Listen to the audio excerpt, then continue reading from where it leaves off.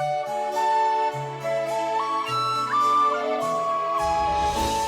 Tara. I'm Ryan. We love Disney movies. So we decided to watch them all, from Snow White to Frozen 2 and beyond. Each episode will watch a different Walt Disney Animated Studios film and tell you all about it. Did we like it? Does it hold up? Who's our favorite hero? Or villain. We'll give you history and fun facts about each movie. And sometimes we'll invite our friends to watch along with us. So put on your tiara or your evil crown and join us on our adventure. This is Tara and Ryan's Princess Diaries. Hello, listeners. We are back, and as always, we have a great episode for you today, and we're really excited to bring on a friend and a very special guest. Hello, yes, we have our friend here, Molly. Say hello, Molly. Hi. Molly is part of the D&D group. I think we've almost got the whole D&D group I think on the we podcast. have. Yeah, Jordan. I didn't even You're think going to have about trouble that. roping Jordan in because Jordan doesn't I want asked to him do if it. he's seen a Disney movie, and he's like, I don't know. He doesn't even remember. Yeah, I know. So His memory's worse than mine. Like, I usually will remember as I'm watching, but yeah, I feel like his memory for movies, and that's saying something because mine's not boy. good. Yep. Right. So, Molly, we asked you here in particular today. Today we're doing Lilo. Oh my God. You did it. You had it right. Okay. Lilo. Dallas? So, I think that's what I'm doing. I think I'm doing Lilo Dallas multipass. that must be it because what was the last episode we did? That you had Atlantis. trouble? Yeah. And like we had to Atlantis at the record the end end, like 5 times he because kept saying like it they wrong. would tell it to me and my brain would immediately dump it. But Lilo. But listeners, what I will say is all yesterday Ryan mentioned Lilo and said it right every time. So it's just on the air that he's having the issue. So today's movie is Lilo and Stitch, which I'm actually pretty excited about for a couple reasons, and we'll go into why. But we asked Molly to come on to this episode. She is going to be with us for the beginning, and then she has to fulfill her duties as a mom for the rest of the day. But I have a we tiny asked her dictator bossing me around. yes, because Molly is Stitch. Or was Stitch. So I'm friends with Stitch. Oh, That's, is that Is that it's the an audio terminology? medium, but I'm doing air quotes. I'm friends Yes. with Stitch. Interesting. Yes, because Stitch is his own thing. I can't be Stitch. I'm just friends with Stitch. We spend a lot of time together. So this is what I'm so interested because I feel like we've got a lot to talk about on this movie, but I'm going to monopolize a lot of this time with questions That's for you. fine. You're actually our second cast. Was Andrew actually Cast is member. everybody who works with Disney a cast member? Yes. So Andrew does sound, but he is working on a project that we are not allowed to talk about on the air. Cool. So we weren't able to really go super into, a lot of the He stuff talked he did. about his work on. He worked in Animal Kingdom. Right. Oh, For cool. the current Right, project yes. that he's on. What did he do in So- Animal Kingdom? So he's a sound engineer, and Okay. so he ran. I think Was the it River of evening- Lights? Is Yeah, that he the ran one? the show that no longer Oh. exists there, but like he kind of talked about. Very cool. Yeah, he would. Yeah, and I think he was there from the beginning, from like Yeah. when it was like conceived on up to like running the actual show. Right. So you were okay. So let's hear your history. When were you there? Was it part of the college program? Yes, Or? I was there for the college program in 2008. And Disney World. Yes, Disney World in Okay. Florida. Yeah, I had gone to Disney in January 2008 with my family, and I saw something about, hey, they do a Disney college program. I was like, ooh. There was one of those things with the little tabs of paper. It was like call this I would number if take you it want to one be of those. Stitch. Yes. But Yeah. I tucked it away, and then my college did a little recruiting event for people who were interested in it because a bunch of people had done it and came back and had nothing but good things to say. And I love Disney. I was like, well, what could be better than working at Disney World and spending all your time there? And turns out I was right. It was pretty awesome. And so I applied, and then I auditioned to become a character, an entertainment cast member, and I got in, and I was there from May 2008 to the beginning of January 2009. What was that audition process like? So I flew up to Chicago to do my audition, and there were, 50, 100 people there. From what I remember, they check you in, they get all your information, and the most important thing is they figure out how tall you are. You get your Disney measurement. And that sounds silly, but that is the most important thing. Is it like with the Mary Poppins tape measure? Is that what they you stand there and they're like Yeah. Stitch? That would have been way more fun. Yeah, your height is very important. They have been known to fudge it a little bit for some people, but I am very short. And what they have is each character has a height requirement because you want all the characters to look the same. And so if you have someone playing Mickey who is 4'9" and then someone comes out who's 5'6", that's not going to work. Like people will figure that out pretty quick. So then you do a little animating exercise. They tell you to like pantomime something, and then you learn a dance, and the dance starts out very easy, and then the moves get harder and harder and harder. And they don't expect you to do the whole thing. They just want to see how far you get. And so then some of the people who do entertainment will be the people dancing in the parades or things like that. Were you someone who was just doing meet and greets? Did you do any like dance numbers or any of those like shows or any of that stuff? I did not. I did only meet and greets, but it was great. I did one time. I hung out with Welcome Show Mickey. And I don't know if you've ever been at the Magic Kingdom at Rope Drop, but what they used to do was they have all the characters come out. No, I don't get up that early. Yeah, it's pretty early. The characters all come out at Rope Drop on the train that's above the entrance to the park. And they all come out and wave at all the guests that are gathered there. And normally the Mickey for that is a trained role, because I believe he had the animatronic head, the articulated head, that's what it's called, where the mouth can move. And but I was filling in for it one day, so I got to wear the snazzy suit, and yeah, it was really fun.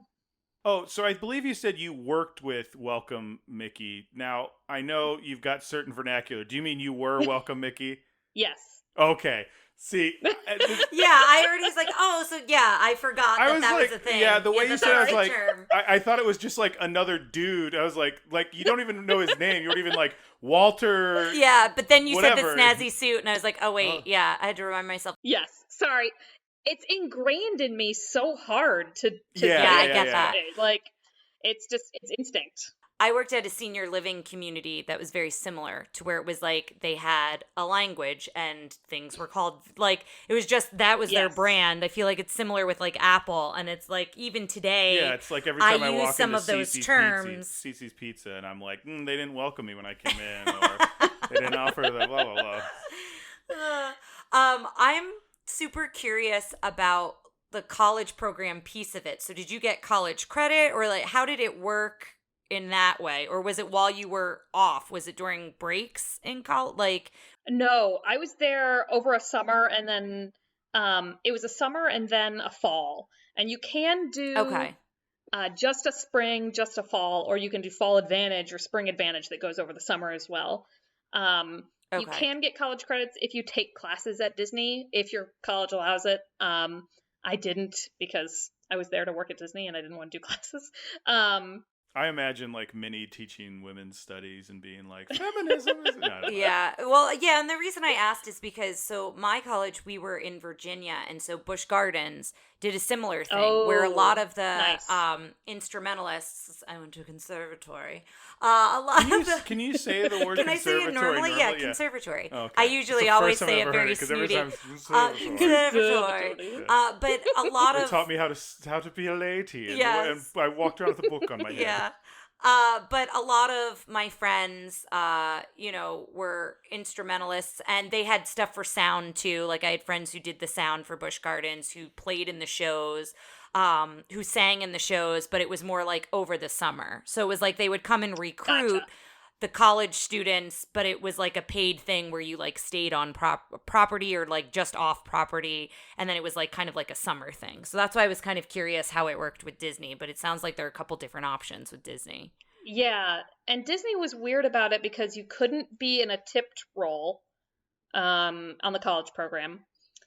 You couldn't be a musician or a singer because they are all union, right? I don't want to say union. There was a term for it, and I can't remember, but they didn't call it a union. It was a union. Yeah. You said you did that big audition. Was that after you got in, or was that part of the program? Because I had a friend who did it and was so excited to go do it. And he got there. He's like, I'm going to have some cool job. He was like a film major, wanted to do all this stuff with film and animation or something like that. Mhm. Got there and they're like, all right, you're checking IDs at Pleasure Island. And that was his job. And he's like, and I just remember being like, I mean, I like being at Disney, but this is nothing. No, you don't do the college program to it. I don't think you do it to advance your career in anything, but it's fun. But unless it's a career at the park. yeah, exactly. And I have friends who still work there. Yeah, I had a friend who ended up I can't do this because it says her last name, but I called her the ketchup queen because she was at one point in charge of all the condiments. Like she was in that department of getting condiments everywhere. And then I think she moved on. And then I think she moved on to pins, like all the little pins they do. And then cool. God, we should ask Kim to be on this show. Pins, like they'd have the little enamel pins you can collect. Yeah, it almost sounds like you're saying pen. Pin. Got it. Pan. Those are the same words. What am I saying? Pan? Like a pen. Okay, or a pen. pin. Yeah, they both sound the same. A Okay. pin or a pin. All right. What do you mean? I don't know. I feel like I can hear the difference when I say it, but not when It's you going to say come it. down to something where like a life or death situation where I need you to give me one of those two things. And I'm not going to like, know. What? I'm like, the pen, give me the pen. Well, to answer your previous question, I applied for the program and I auditioned, and you rank what jobs you want to have. Mm-hmm. And so obviously I said entertainment first because I was doing the audition. But then if I didn't pass the audition, I had other things that I was like, yeah, I could do this. That would be cool. But I did pass the audition, so I did get to be in entertainment.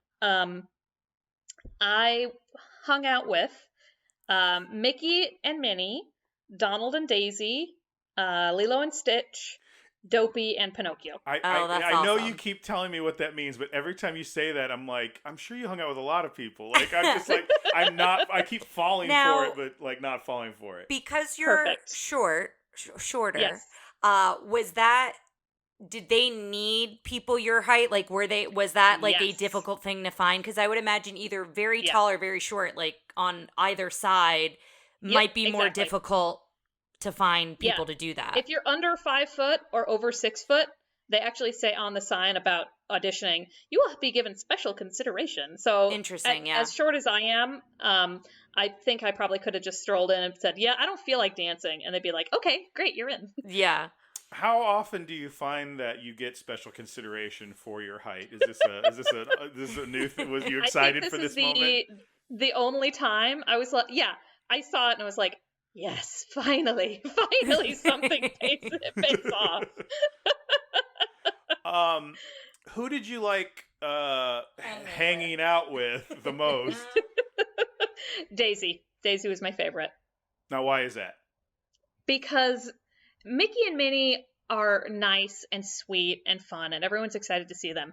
Donald and Daisy are sassy. Like, they're just like, Daisy has an attitude. Daisy, like, she's so flouncy, and Daisy would flirt with all the guys and embarrass them so much in front of their wives. And is that something they dictate to you? They're like, okay, here's our personality profile for Daisy, or did you guys just kind of agree to that?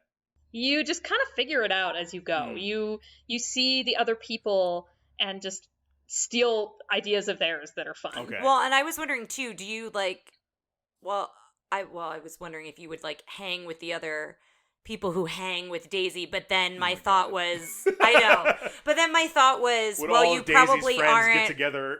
Yeah, Yes. but then I was like, well, you're probably not working the same shift, right? You like, are, 'cause- actually. Oh, you are. Interesting. Yes. Okay. Because the costumes are so hot. And I don't know if you've been to Florida in the summer. Oh my gosh, it's the not worst. cool. That's every time we'd go to Disney would be in August because that's when like my mom could have time off and it was miserable. We used to go like every year awful. to visit my grandfather. Now imagine being at Disney in August in one of those. 2 inches thick fur Blah. and jumping around and animating and being super over exaggerated. Yeah. If they had people do that full time, they would die. Yeah. How long do you like what did a shift, I guess what did a normal day look like for you So during the summer, you can only be outside in costume for 20 minutes per hour. Wow. Yeah. So you'll get there and say you're Daisy 1, and Daisy 1 will be on from the hour to 20 after. And you will after that 20 minutes, you come in, you take your costume off, you completely change clothes because you're that sweaty, and you get over being seen in your underwear real quick. And then you sit there and drink a lot of water. And then you get ready 5 or 10 minutes before to swap back out for your next, they call them a set. Got it. So did you ever, and I know I'm trying to get the terminology right because I feel like this might be slightly confusing. Were you ever the person who walked around with Daisy and was like... No. Okay, so those were two different... Yes, different job. The person that walks around is a character attendant. Okay. That was actually my second choice on after being a character, was being character attendant, because that's really fun too. And you get to talk to the people, and really good character attendant can kind of guess what the character is saying, even though they can't talk, and kind of be that voice of like, oh, look at her, she's like you can play off them really well sometimes. It's really fun. Okay, now I understand you probably... I don't know if you ever want to burn a bridge or anything, but what's like a great story about a crummy kid, or like something great, like a story that like maybe... Oh, go ahead. Sorry. I was gonna say, let's do like one of those that's like a challenging or a difficult story, and then like one of your like most favorite moments. Yeah, I feel like doing like one of each, like something very memorable. When did you get to like instill Disney magic in someone, and it really... Oh man, there are... Honestly, I don't remember any of the bad kids. I mean, and there weren't a lot of bad kids. Like, there were kids who were sad and scared and didn't want to see the character. There were a lot of bad parents who were gonna say, how was the adults? How much I paid for this vacation? You go meet Mickey right now. And it's like, come on. Like, God, so common. But they give you strategies for how to, like, maybe make a kid more comfortable. You get down to their level, you wave, like, be like, because, they'll see Mickey on TV and he's this big, and then they get there and it's like, oh my God, Mickey is 3 times my size. Oh, that's terrifying. So it was like, kids were scared sometimes, but there were people who got like beat up and attacked by guests. That has happened. But those were grown adults who should know better. Yeah. And were banned from the park afterwards and arrested. I think so. Yeah. Yeah, not good. But that was like one big incident when I was there, and it happens sometimes, which is insane. But most of the time, it's just like, it's magic, because these kids look at you, and it's not Molly in a Daisy suit, it's Daisy, and they just run up and they just wrap their arms around you like they've known you their whole lives. And they have, and you just have to be that person for them. And it's just, like, I get goosebumps thinking about it. It was just seeing them come up, and like the really little kids who were really excited. That was the best. Playing with the adults was really fun too, especially when they get into it. But the little kids just running up, and just the totally unbridled love and the hugs that was my favorite. Have you seen the video going around recently of the handsy woman with Gaston? Yes. And he's like, no. And he just does not, like, immediately, like, get out of here. Well, I was curious about that. Is that more the attendant that tries to enforce those kind of things? Like, if somebody does something that's inappropriate, like, is there a line? Because obviously kids coming up to hug you, that's going to happen. Like, you have to be okay with people touching you in the suit. Or when you're hanging with Daisy, but but is there criteria, or is there, like guidelines for if somebody is inappropriate or kind of pushes that boundary? So I don't know if you can speak to that. part of the attendant's job, yeah. Okay. But you also kind of have to prepare for it. I didn't really, because nobody really did that to me, but I had a friend who hung out with Snow White, and she said that a lot of the princesses, people will tell their kid, okay, give her a kiss, and you have to be real quick. She was like, you always turn real fast so they get your cheek, not your lips, because the kids go straight for the lips. They don't know any better. Kids are snotty. Yeah. This is all pre-COVID. Well, I know, yeah. I was thinking about that, now. I don't even say post-COVID, because we're still very much in COVID to some extent. But you saying the Disney magic with the kids hugging, and that is sad that like they're not able to do that, but I think Disney has tried like as much as possible to still make them fun. Like I've seen videos of them and stuff, but I guess the positive is you're not getting kids running up to you trying to kiss you. Yeah. It's the positive on that. Oh, go ahead. I'm sorry. No, go ahead. You're good. Well, I was going to ask if we wanted to kind of steer it towards Stitch. Like, how did you play? I feel a little bit like behind the actors studio. Where I'm An like, alien. Can I speak? Can we speak to Stitch for a moment? Yes. Yeah. Like, what did you do differently? Like, what was your tricks or like your little like gimmicks or bits you did with Stitch? Yeah. He's known to cause like trouble. He's supposed to be the bad boy of Disney when I was doing my research. So I'm curious if you did any like kind of pranks or anything. Oh yeah. I did a bunch of stuff you're not supposed to do when I hung out with Stitch. I smoked cigarettes. I sold fireworks to kids. Walking in the back and just seeing two princesses sitting there smoking a cigarette. Like, yeah. I hung out with both Lilo and Stitch, but Stitch was way more fun because he is the bad boy, and that's what people want, and it's what they expect, and so you get to do all this crap that you normally don't get to do. Like, they have those Mr. spray bottles with the fans to keep people cool. Oh yeah. I would just steal one from someone and just go down the line spraying people. I would try to pull people's rings off their fingers. I would. It sounds like you're legitimately like this so artful Dodger situation. Yeah. I would dig through people's bags and be like, "What's in there?" And like, I would just give people like leaves, and they're like, "What?" It was great. That's awesome. That is awesome. Yeah, I just asked because we'll go into this a little bit. Like, his appearance, one of his first appearances at the parks is pretty hilarious. Have you heard the whole thing about I guess it was when they did the Stitch's Great Escape and the whole castle was toilet papered? Oh my God. And had That's like great. Stitch was here like on it. And then then they had people running around the park like in cop uniforms being like, "Have you seen Stitch or have you seen this?" Oh, that's awesome. fun. No, I haven't seen that. This is this big thing. And then they had, what's his name? Cobra Bubbles is the character. Oh yeah. So one of the only times he's appeared in the park, he came out as a face character, which is a character who's not in a fursuit. It's like an actual like. I'm explaining this to our just to our guests, Yep. to our not to our. And to that our is the right audience. term. Are you face or fur? Is like, Yes. Yeah. Was there a big like Sharks versus Jets thing with the face and the fur? Did you guys not get along? Kind of. 'Cause People I've heard viewed the entertainment as like, well, they think they're so much better than us. Like, but it's mostly the face characters who some of them get a little too convinced that they're really princesses. Oh and no! Yes. Yeah. I feel like we podcast the ride and other They did podcasts an we interview listened with to. the They did an princess, and it interview was with the really princess, good. and she shared that divide and how even if you try to not be a part of that divide, it kind of is just inherently there. Yeah. I had a friend who was approved as Belle, and she would do those character breakfasts, and she said she would hang out with all the other princesses, and I always remember the look on her face because she would go, "They are bitter." Just like the horror. They are so bitter. Like, oh, jeez. And that's why I'm glad I did it for 7 months, because I still remember it very fondly, but if I stuck around any more than that, I think I would have grown to not have fun with it. Well, I feel like at some point you would have moved into something like more career driven than. Yes.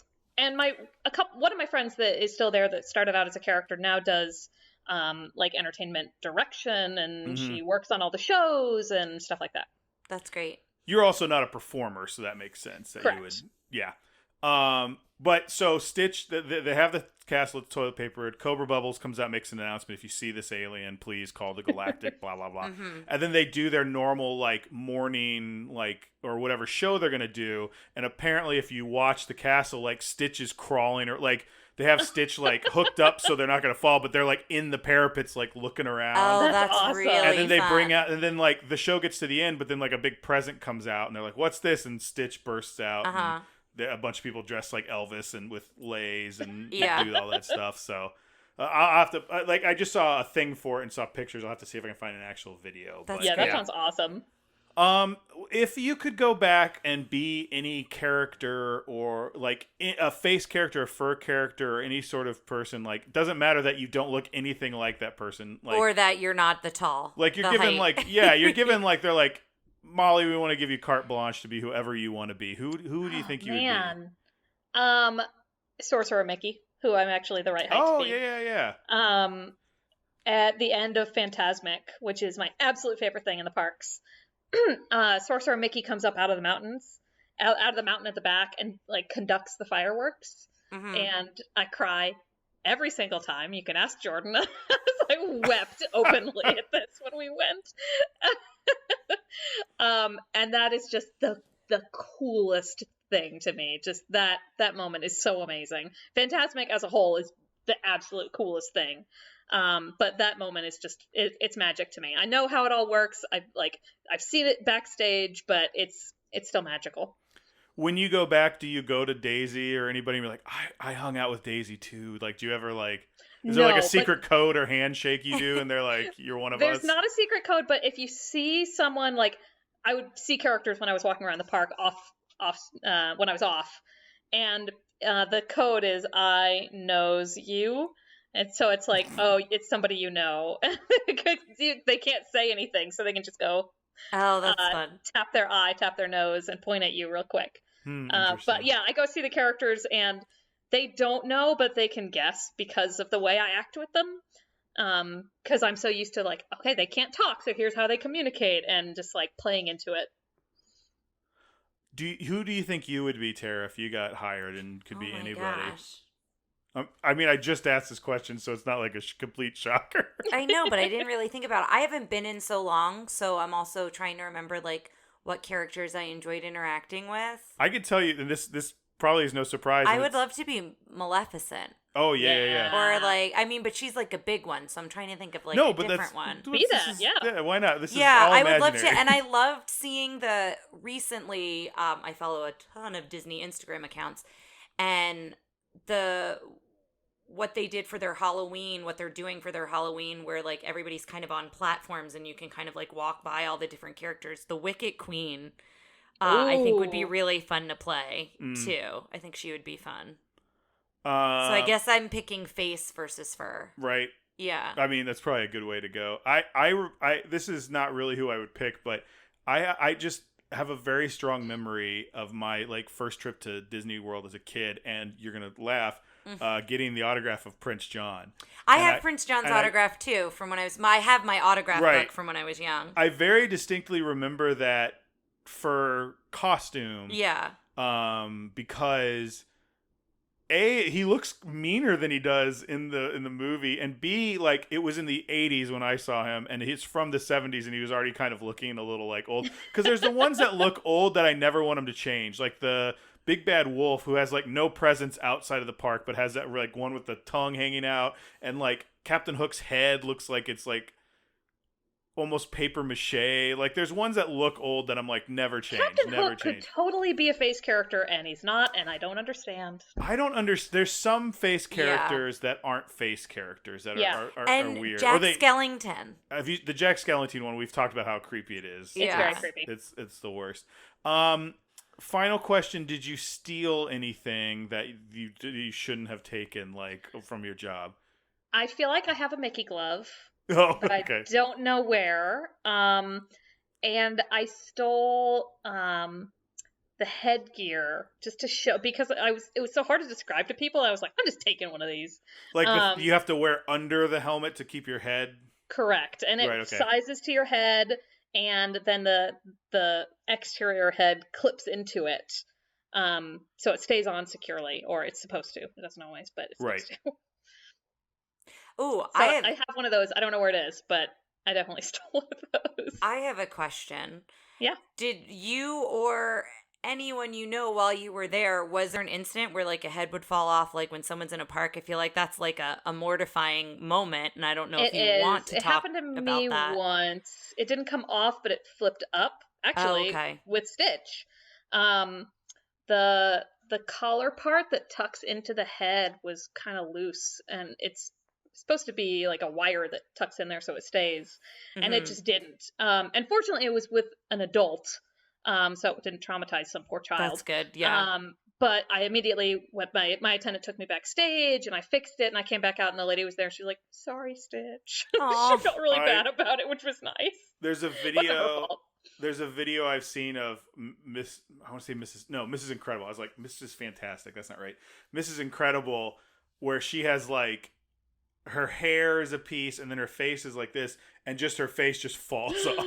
Oh my god. And her head's still there, and there's like kind of you can see a face underneath it, and all the kids are like, ah! I mean, because I feel like that. I think it's in Japan, so it's like someone in Japanese be like, oh, blah blah blah Yeah. blah blah. Well, I feel like, accidents happen, and I feel like too when you're in the heat, I would imagine like that probably makes things. I think different temperatures and stuff like that probably affect different parts of the costume. But yeah, I feel like there's got to be those moments, and I'm glad you only really had one. Yeah. So that's good. It's wild how different they are at other parks. Because I've been to every Disney except Shanghai. Oh wow. And at Tokyo Disney when I was there, now this was 10 years ago, they didn't have the lines for the characters. It's just like the character comes out and then a mass of people descend upon them. Oh my gosh. Yeah. It was awful for them. I could definitely not be a character in that park then, or at No. least if that was still the case, because I would get instant anxiety that many people up to me at once. I had anxiety for her. I was like, I was dying to see Daisy because she's my girl. And so I did wind up getting a picture with her, but it was like I had to fight through a crowd and to get a second. It was awful. And sometimes I think at Disney now they're doing a walking set where you don't just stand in that one spot. Mm-hmm. You just walk around the parks, and I got to do a couple of those. It was very rare, but they always tell you have to walk with a purpose, because if you hesitate, people will stop you. They will want an autograph. They will want a photo, and a line will form. So you just have to keep moving. Thanks, Molly, for all that information. You're going to stick around for the beginning with us, and then you got to go. So are we ready to start this thing? Yeah. I know this is going to be a little bit of a long one, but I love those stories. I'm always so fascinated about like the inner workings of the parks, and there's stuff that is public knowledge, there's stuff that's not, and it's kind of fun to hear about it. I also like talking with a fellow fur character because I was the Easter Bunny once. I don't know if we've talked about that on this podcast. I don't know that we've talked about it on the air. In which I was begrudgingly assigned, Ryan will do it, and I did it for a high school service project. And you did it because a cute girl asked you to do it. A cute girl came up, and she I know. was wearing, I feel like you have to tell that part of the story. A bunny nose and like drew like lines and like what had whatever. And she goes, "Hey, do one of you want to be the Easter Bunny?" And I was like, "Me." And she goes, "All right, follow me." And we and followed her back. She goes, "Here's your costume," and I never saw her again. And she handed me the costume, and my buddy Tommy was like my handler or whatever. And these kids would come up and they're like, "Don't say anything, just like sit on their whatever." And they like there was a big hole in the mouth, so they'd all look up at me and be like trying to talk to me, and I'm like not supposed to talk to them. Oh no! And this one kid is like, "I can see you in there. I know you're not the Easter Bunny." He kept like running up and doing that. And finally, I turned to him. I go, "How do you know I didn't just eat the last kid?" And he went. And I was like, I raised my hand, I'm like, "Bathroom break," and like me and the guy like ran off to the bathroom. And it was like I remember it was in elementary school, so like it's you ladies don't understand this, but there's two different levels of urinal. Yeah. So there's like kids urinal only in like the kindergarten, elementary school where we're at. So I'm like I just want you to imagine this Easter Bunny head off like. Squatting so I can like get down to the urinal and like holding up this frumpy costume, but also like trying to go to the bathroom. Yeah. And I'm like, "Tommy, you got to block the door. No kid can see this. Like this is awful."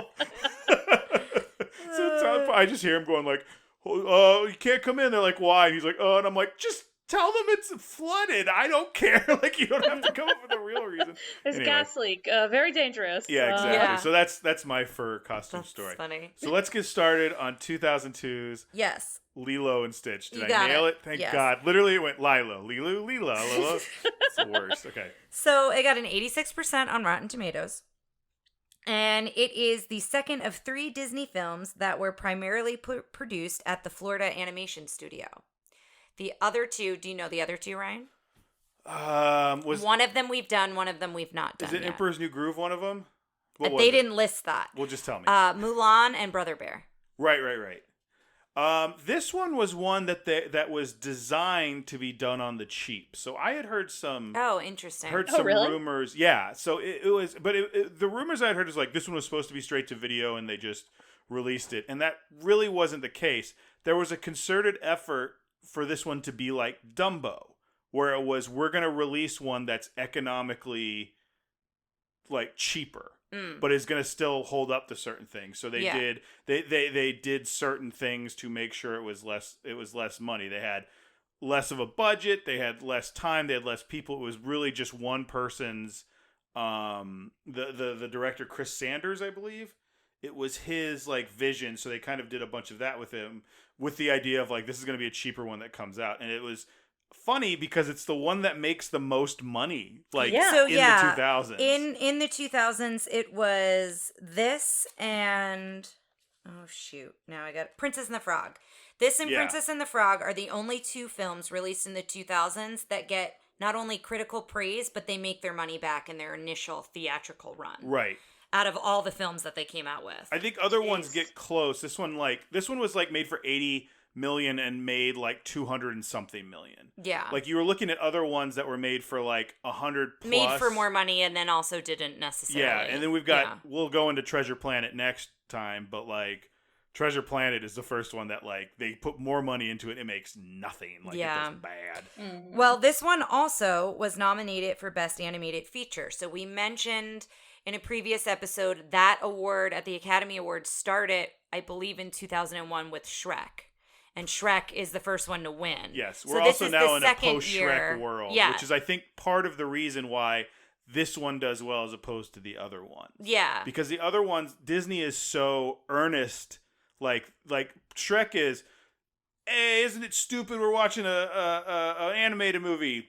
I'm Shrek. Like, and all the Disney movies are pretty, like, even the goofy ones like Emperor's New Groove are pretty earnest, and they aren't super...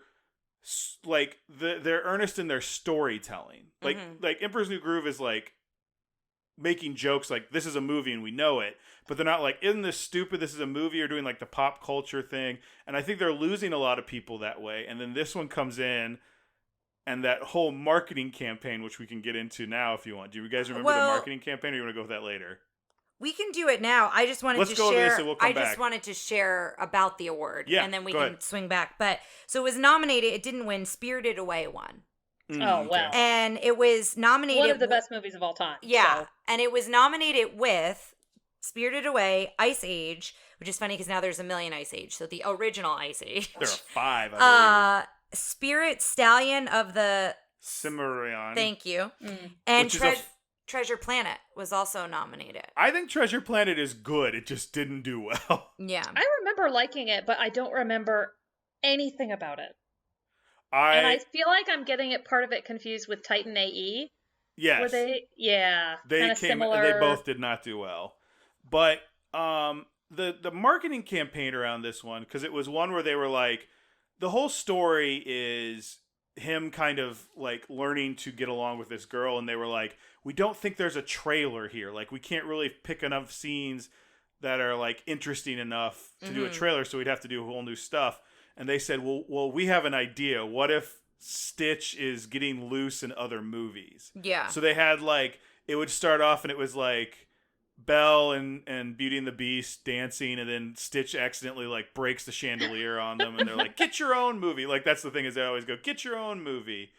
My favorite was the one where it's a whole new world, and Stitch pulls up in his like jalopy looking spaceship playing You Ain't Nothing But a Hound Dog, and like opens the thing, and Jasmine looks at him like, oh my, and then it cuts to like her flying off with Stitch, and Aladdin's like, hey, like, that was my favorite one, but there's a whole bunch of them. Yeah, there's a bunch, and the idea in the villain book that you got me, Stitch is in there, and they talk about he's creating trouble everywhere he goes, right. And he's kind of this anti-hero.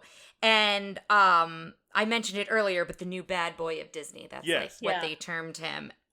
And I think that's why people gravitated towards this movie, because at this point they're like, the Renaissance is like petering out, and everyone's, I mean, they're still doing this like every year, Disney movies coming out. Yeah. And I think they were sick. They were getting tired of it. So having them come in and go like, hey, this ain't old stuff. This is funny. This is new. Like, I think it really resonated with people. Yeah. The other thing I read too about Stitch, they said a challenging part of him was it was difficult to read his emotion because he has no pupils. And so they said one of the things that made it easier was he was very physical. Yes. So one of the things that I think people really love about Stitch came out of a challenge of how do we read his emotions because of the way he's animated. We've talked about that before with the different looks of Mickey Mouse and how eventually they gave him pupils and that sort of thing. I wanted to go into a little bit of how much they tried to be authentic to the island of Hawaii, because I think it's really important. We try to share that when it happens. Disney's always good about, when it's Lion King and they had lions come in the studio, they always go places, they always do things, but I think they went above and beyond with this one, and I just wanted to mention it a little bit. They had 2 Hawaii-born cast members. Tia Carrere. Yes, and Jason Scott. Jason Scott Lee. Do you remember who Jason Scott Lee is? No. Mowgli from the 1994 Oh my gosh. Jungle Book. The That's one that awesome. was really a Tarzan movie, but they called it Jungle Book. That's fun. But they helped the writers with the dialogue and the accents. So that was something that they really wanted to make sure they got right. They would literally give them lines and they'd go, actually, I think they'd say it like this. Like, they rewrote, like, there's a scene in one where they go, I guess Jason Scott Lee's character says, like, what do you think? And he goes, no, he said, did you think? Or something like that. Like, he's like, this is how we talk on the island and this, that, and the other. Yeah. There was nice a lot that they of... gave them that freedom to... Yeah. Yeah. It lent an authenticity, and it was definitely like they were like, tell us how they would say this.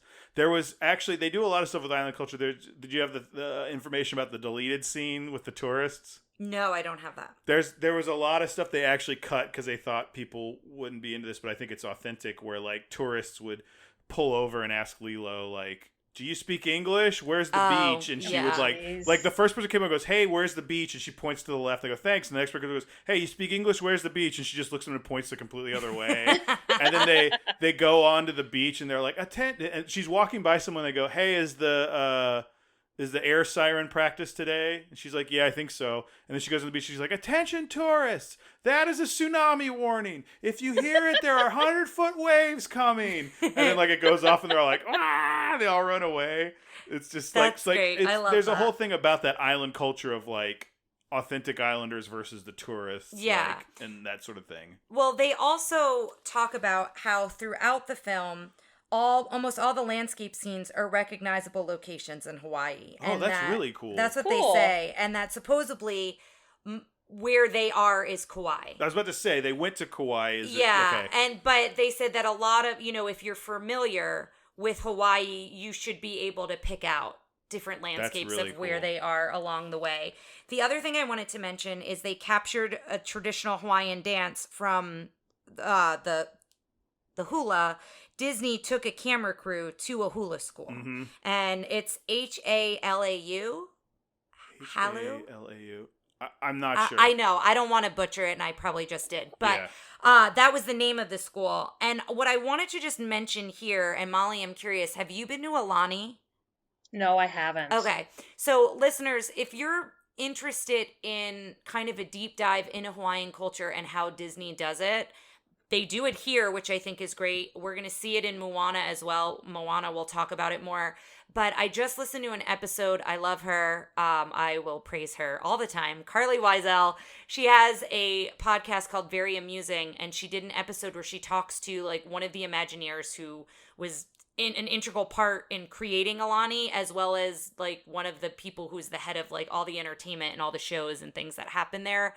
And it's very similar to this, to where they took the stories of where Aulani is located, the stories of the people that were there and have been there for generations, and those stories are in the luau. Like when you go to the luau at Aulani. Cool. And apparently like all of the decor in Aulani, everything means something. And there's one restaurant where everything is labeled in Hawaiian. So what it would be called, what it would be referenced. And there's like a trail you can go on where you find like little secrets, and it's like this 1.5 hour long thing that you can do almost like a little scavenger hunt, and it teaches you about the area and about, you know, Hawaiian culture. There's so much. So if you're interested in that, I would say definitely listen to that episode. But I really appreciate it that Disney seemed to go the extra mile with this one to pay tribute to Hawaii, and they do that eventually with Alani. I think Alani is now 10 years old.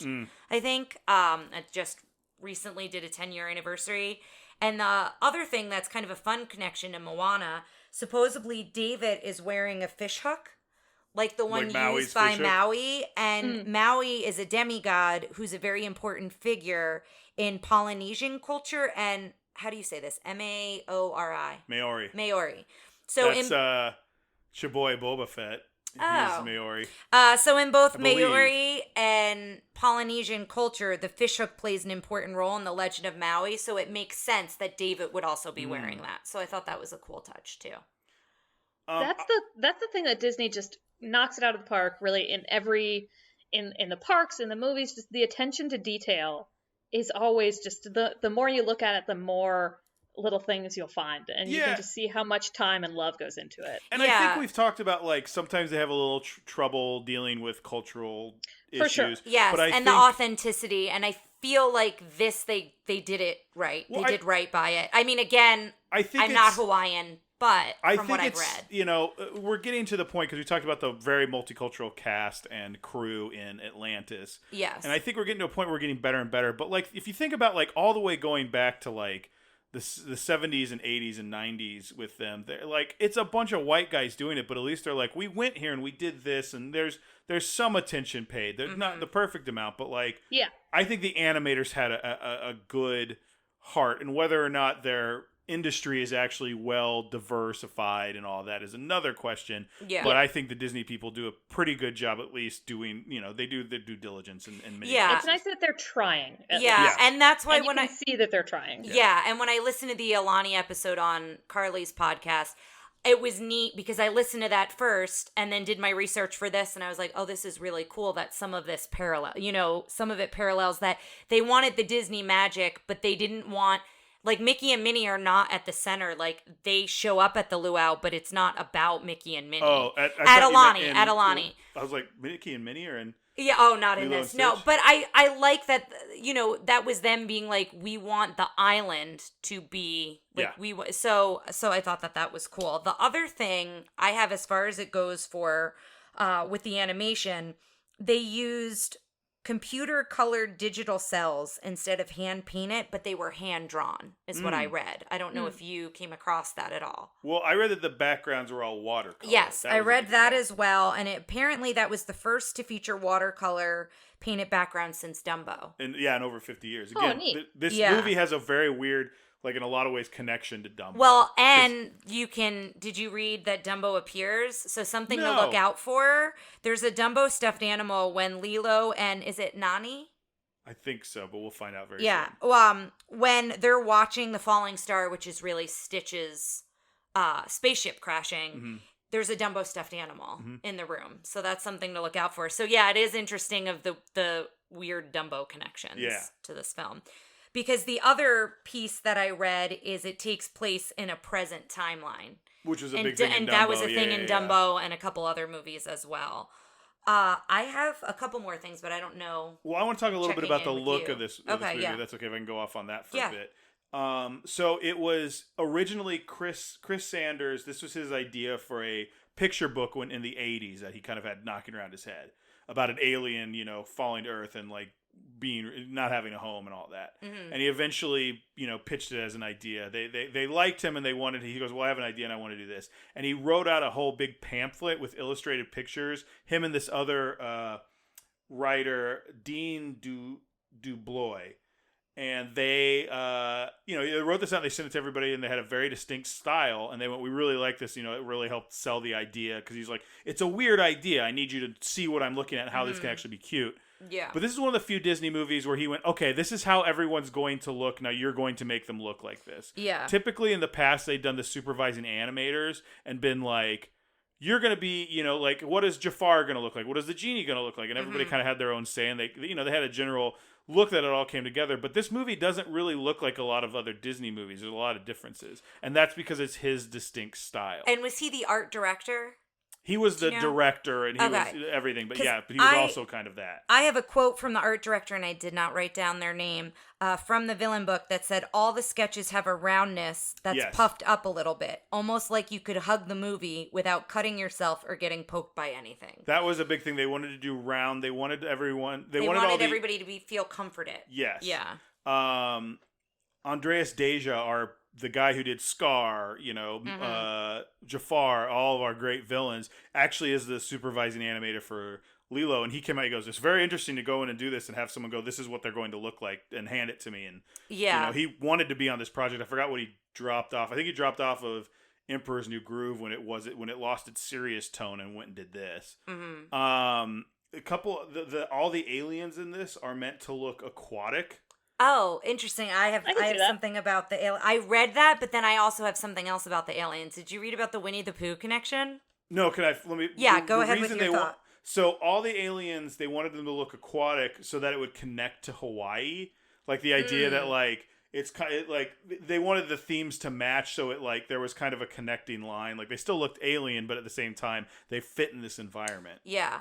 Well, I read that a lot of the background aliens have designs based on Winnie the Pooh. So something to look out for. Apparently Roo, Piglet, and Tigger.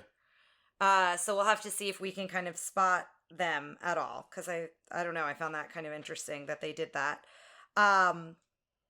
I have a couple things to look out for. I don't know if you if you have more on the animation style or anything like that.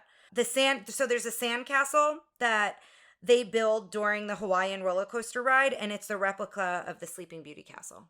Oh, wow. So that was something I thought was fun. When Stitch crash lands, he's chattering in the alien language. Apparently he says Chewbacca. That's the director who does his voice. I read that, yeah. It was like an annoying voice he would do around the office, and then he started, like, attributing it to when he would read Stitch lines, and they just go, why don't you just do it? Like, and then he just does it. And then there's also a restaurant on the boardwalk called the Mulan Walk. And then also there's a Mulan poster in one of the rooms. That's cool. That we have to look out for. And the other thing I wanted to mention when we were going back to focusing on the Hawaiian culture and kind of bringing that into the film, Alan Silvestri, is he the one who did the music? Is that the name right? He collaborated with a Hawaiian hula master. I have his name, but I know I won't say it right, but his first name is Mark. You got Mark. I got Mark. He had him collaborate on the score. Oh, cool. So I found that interesting because we talk about that too. I know with Princess in the Frog a little bit later on, talking about who did the score versus maybe who should have done the score, right. To keep it more authentic. And it sounds like, again, that was made clear here to do that. Also, this is something that we've talked about, I think, in Toy Story maybe, but almost all the license plates in the film are A113. Yeah. And this is also Mrs. Davis' license plate in Toy Story. It's Mater's license plate in Cars, and it's used in other films. It's everywhere. It's the reference to the room number at the California Institute of the Arts where many of the animators went to school. And in the villain book, they have like 6 or 7 pictures from all the movies where it appears. So I'll put that up on the Facebook page because it's kind of fun to spot it. In Nemo, I think it's on when they take a picture, it's like on the goggles or on the camera or something, like, so it's in a bunch of different films. And then the other thing from the villain book, they say there's no actual villains, but I think we will use Dr. Jumba. I mean, he is a villain, but they're like not in the way you think of villains. We'll discuss it. Yeah, we'll discuss it when we get there. He created Experiment 626, which is Stitch, and then just needs to get him back. But they kind of talk about that in the villain book, how they're a little bit different than what we think of when we think of like the stereotypical villain in a film. More of an antagonist. Yes. Yeah, that's a good way to put it. Yeah. So, a couple things they've done since this movie came out, or when it was being worked on, and this one thing I want to talk about is a Disney Plus change. There was a scene where like Lilo like goes and hides in a dryer, and like Nani has to like talk to her. Apparently, in this one, what you'll see is it's a like a cabinet, and then with like a pizza box thing that's supposed to be the opening, because they wanted like they didn't want kids to like go I'm gonna go hide in the dryer and go play in the dryer, which you know is I get that one. Another big thing, this movie obviously was being developed when the tragedy of 9/11 happened, and the original ending for this was when they take Lilo away. You had it, I think, the first Lilo time. away. I had it, but my brain was like it came out fine. But my brain was like Yeah. sending every impulse. Anyway, when they're taking her away, Stitch goes and hijacks like a 747. Is that the Sure. highlights a jumbo jet, and they go through downtown, and they're like steering through tall buildings and stuff like that. Ooh. So then 9/11 happens, and apparently these directors like weren't asked to change it. They called up and were like, "Hi, we already have a plan in place. We're figuring out what to do. Like, this has got to be different, blah, blah, blah." But you can still see, like, early things and stuff like that. And I think now, like, looking at it, it's not like, you wouldn't think about it. But if it came out, like, the year afterwards, you'd be like, oh, That's geez. too fresh. Yeah. Yeah, well, and we just recently watched Armageddon. Oh, yeah, which came out before. Armageddon came out before. I was like very triggered by several different things that I'm like, in a post 9/11 world, it hits you differently. Yeah, when And- the little asteroids hit New York, and like and I you were also like, I was like in this. I was in New Jersey. You know, Yeah. I mean, everyone has their own very personal stories with that, but yeah, I was like, this is making me uncomfortable. So I appreciate, especially being that close to 9/11, that they really thought about that and changed it, and I think it was probably the right thing to do at that time. Absolutely. I mean, now I haven't seen this in a while, and I'm actually really excited to see this because I feel like this is one of the ones that I was like, I poo-pooed. For some reason in my head, it's like Emperor's New Groove, where I was like, I don't really like, everyone thinks Emperor's New Groove is so great, but I don't think it's that great. And then I watched it, I'm like, oh, this is great. Yes. I feel like this might be in the I same. was about to say, hold on. Oh, yeah, no, I think I thought of Emperor's it's New spoiler Groove alert, as- when the episode will have come out by the time yeah. this one comes out, but Ryan really liked Emperor's New Oh, Groove. yeah. Because it's the best. It's great. I think I thought of it in the same vein as like Shrek, as like when I saw Shrek, I was like, this is so funny because it's making fun of it. But then it's like kind of mean-spirited and rude, and Emperor's New Groove isn't that. But you've heard the new Emperor's New Groove episode and how much I really talked up, how much I really enjoyed I know, the now comedy. you're going to get a bone to pick mail about not liking Shrek. Shrek does not hold up like a Disney movie, okay? Shrek in a lot of ways ruined a lot of like family animation, and we can go into that in then probably the next few series, because I think Disney tries to recreate Shrek, coming up with like Chicken Little and stuff like that. But we'll go into that in a little bit. Real quick, before we start the movie, I have two questions for you, Molly. First of all, let's talk about, did you ever go on Stitch's Great Escape, or Stitch's? I did. Did you also go on the Alien Encounter? I feel like I skipped that one. Oh, it's the best ride. I love it. I had only done it as Alien Encounter. I don't know that I did it while it was I don't think Stitches. I've been on Stitch's Great Escape. Yeah. There's some really, it's closed now, and some of the animatronics have gotten into major disarray, like to a frightening level, almost more frightening than Alien at first. It was scary. I mean, I did not love that ride. I thought it was just you were in the dark like the whole time. Did you enjoy the chili dog smell when he burps in your face or whatever? Which apparently I is. didn't. You know, Disney is usually so on point with the smells, but that one I don't. I remember people being like, "Oh, what do you think of this?" I didn't really. It wasn't that strong. Well, it apparently legitimately made some guests nauseous. Oh. Maybe they had toned it down Yeah, by the time maybe. I went on it, because I didn't get it at all. But yeah, I mean, you're in the dark the whole time. And there were a lot of, you know how people are with Disney rides where something goes away and that was the best. And I've never had very much attachment to that one. I just love Alien Encounter. I know. I'm the same way with the Great Movie Ride, which I know is sacrilegious, but Oof. Well, did I you? know. I wanted them to do the one where they just redo it as a Muppet ride, and it's just Yes. Muppets doing everything. But anyway, oh, please God, everything's better with Muppets. neither here nor there. Molly, I know you got to get going. Thank you for hanging out with us. Thank you for all your great information about being a Disney fur character. And we usually do this at the end, but we're going to do this now, and that's asking you, like we ask all our guests, to plug something, whether it's a personal project, whether it's just a piece of media you've been enjoying recently, or maybe just a sentiment you want to put out there in the world. Please feel free to plug away. If you haven't watched Ted Lasso, go watch Ted Lasso. How about that? Ted Lasso is the happiness that everybody needs right now. The kindness and God, it's the best show. I really wish you could purchase it out. I mean, I guess you could just purchase a month of, I don't know. Yeah, just binge it. I guess. Well, cool. Are they done with season 2? Is season 2 wrapped up? Season 2 is done, and we are going to binge the entirety of season 2. But okay. My mom has been keeping me updated with how amazing it is. Does your mom have Apple Plus? Is that why? Yeah, my parents have Apple Plus, and that is why we have Apple Plus. I mean, we have our own that we definitely pay for. Well, cool, guys. Thanks again, Molly. And I think now it's time to get the VHS out of the clamshell and stick it in the VCR. All right. See you on the other side, listeners.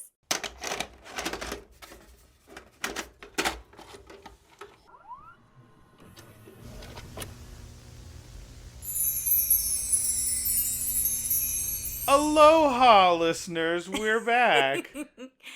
And I loved it. I remember liking this movie. I don't think we really talked about it in the top. I'd seen it, but maybe once or twice. This isn't one that I've watched a lot. And now that I've rewatched it, I will watch this one probably more frequently. It's so funny. It gives me all the feels. I cried at the end. It's you got so really good. teared up a few times. Yeah. There's some really emotional moments, I think, in this film. There's some things about it that I was kind of iffy on, but like overall there's some really good laughs. It's very inventive and new, and like it's like a weird combination of things that like I feel like when there's kind of this weird confluence of multiple strange things, usually one of them is like big in pop culture at the time, and I don't think any of these are. Like, it's three very disparate strange things. It's I guess Hawaii and Elvis kind of go together, but like it's Hawaii and Elvis and aliens. Like it's just such a weird creative melting pot of strange ideas that works pretty well. I'm curious what you didn't care for.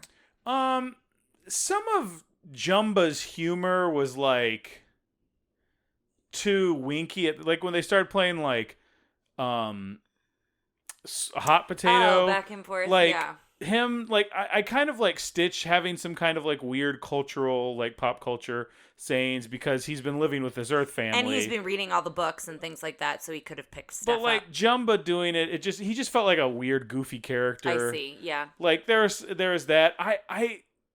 I didn't like that Lilo like bit and fought someone at the beginning. Like I don't know. I have a real issue with like, oh, kids shouldn't like. That's but like. I think I'm not saying that it was right that she did that, but she makes that comment later on when Stitch is going crazy, and she's like, "I know why you did that." Like, because she's unhappy because she's dealing with the fact that her parents died, and a lot of times in younger kids, that's how you see them act out. I think some of it is, this is definitely a PG. I'm looking at the rating right now. I see it's a PG. Yeah. And like, I think I'm more okay with a PG that's like violence or something like that. It's a little more intense. Yeah. Because I feel like that pushes kids away. When it's a PG because of things like that or things like, but it's still like goofy and silly for kids. Like, to me, it feels like, I don't know. I got this weird feeling like kids could come out of this. There's an age I think shouldn't watch this because they're impressionable, and it's like Stitch destroys a lot of stuff, and like Lilo does some things. Like, I like Lilo, how weird she is, but like her getting a fight at the beginning really rubbed me the wrong way. Like, coming right off this thing, well, and the fight she has with her sister, while kind of real, is also. Yeah, and for me, I see it the complete opposite way. I see it as like, oh, if I'm a kid who's frustrated, I at least know I'm not going through it alone. That like these emotions, like as a kid, you have these emotions and you don't know how to express them, right? That's like when kids are young and they can't really talk, that's a temper tantrum. Yeah, but you expressing that. And I get what you're saying, that a kid might not see into that, but I also think kids pick up on more than you think, too. I don't feel like Lilo ever learned the lesson of like you shouldn't punch and do these things. Like, I feel like Lilo's journey is just like my family's kind of coming together. Like, I don't know. I think she was an interesting character, but like I felt more connected. Like I like Nani's story a lot. Yeah, but I also think felt she no her longer acts out Hold because. on. Oh, sorry. I also still felt her frustration of like everything going on. That I felt like like.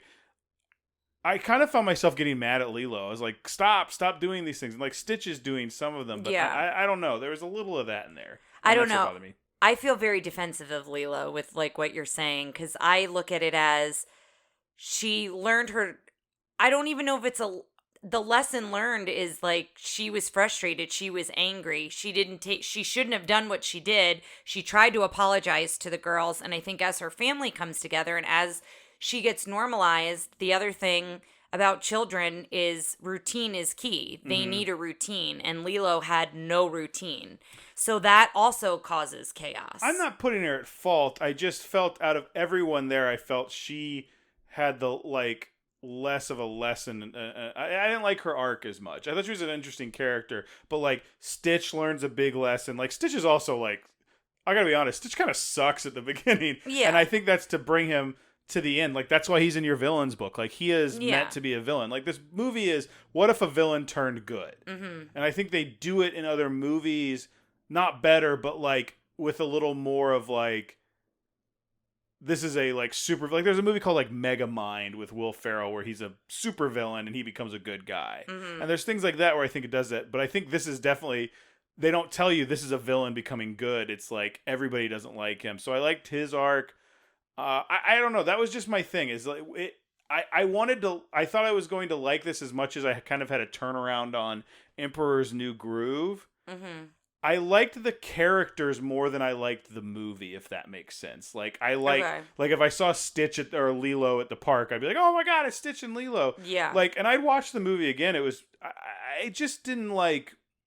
I don't know. There were just some things I wasn't super into, but that's just me, and I think it's a lot better than I thought it was going to be, and I completely understand why this movie comes out and everyone goes, oh, this is such a like interesting breath of fresh air from what Disney has been doing at this time. Yeah, but that's just my opinion. You look like I'm like going against you in this, and I'm really not trying to do that. I'm just feeling very defensive of Lilo, and I'm not sure if that's coming out of personal experience or what, but I do like this. I just think there is a deeper story and a deeper lesson there than she bit someone and that's wrong. Well, and I think that's what I don't want to gloss over. And I think that's why I'm getting defensive, is because I think I understand that it made you uncomfortable in the beginning, but I think there's a reason for it. I think that's it. Less of like, I don't think it's right, and more of it made me uncomfortable and I had a hard time getting out of it. Like it made me, like them fighting, her having a hard time, and like made me very anxious because I was like, I liked them and I wanted things to go well. And it was like kind of that humor where it's like everything goes wrong and I kind of get uncomfortable in that humor sometimes. Well, and I don't even think like, yeah, there was a little bit of humor in the fight, but to me, it felt very realistic. And at that point, we don't know that she's not her mother. We find out after their fight that they're sisters. No. He says, I called your sister. She said to wait here.